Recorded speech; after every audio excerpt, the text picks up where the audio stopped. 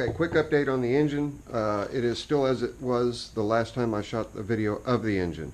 I mentioned in the unboxing video that was quite long, and for those of you that did not make it through the whole video, I will give you a quick update. I've just not been feeling well, so I've not been coming out to the shop. I had to get out today. I had to run to the pharmacy and run to the doctors and all that fun, happy stuff. So I knew I had to get out here and do the video on the lights.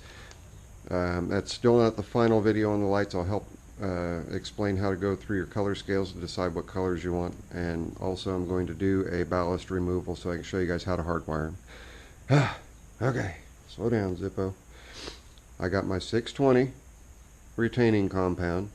That's 25 bucks plus $7.99 to get it to Fastenal. I got both of my push rods, my intake and exhaust push rods. I got my oil pan gasket, and I got my head gasket. Amazon asked me to review that head gasket. I thought, wait, it's a head gasket. You know, we're going to see how it does. We've got to give it some time. It came in good shape. It's good and flat. But this is the head that's going to be coming off after I get the governor assembly and carburetor intake off to be able to release the the head. I'm also going to order a valve cover gasket. I'm not just, I may just use RTV and get it sealed up that way, but I'd rather have a new gasket to start with, or I may just make one. But we're going to take that off and go through it. The Loctite, I'm going to actually push the valve guide out of the block so that I can fully coat the liner and the valve guide with the Loctite 620.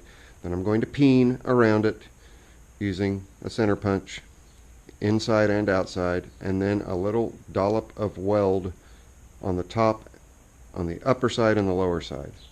And I know that you guys have patiently been waiting, and a lot of people have been asking, where is it, where is it? Sir Gomez is asking about the engine. A number of other people have too. It's not dead.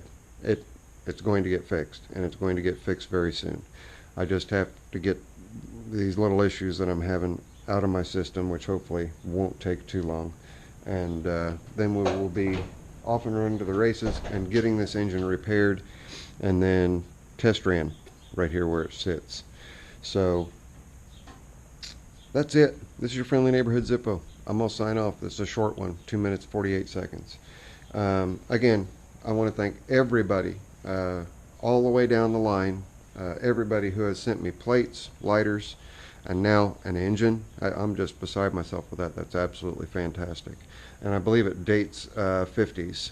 I don't know the exact date. I'll have to look it up.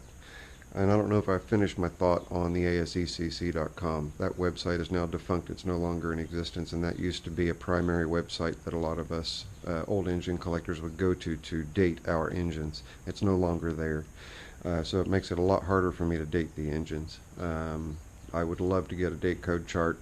If anybody happens to have one, you guys have got my P.O. box, and if you want to make copies of it for me, that would be fantastic. It's Zippo Varga, P.O. Box 2323, Muncie, Indiana 47307. That's it. This is Zippo.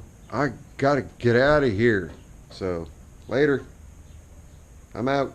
Just a quick little add-on tack-on video. I'm not sure which video I'll tack it onto, but I had one of my very nice young lady subscribers asking me about these big Zippo-like lighters. They are made in China. I put these on there. They were just plain lighters. In fact, I've got a box that they come in.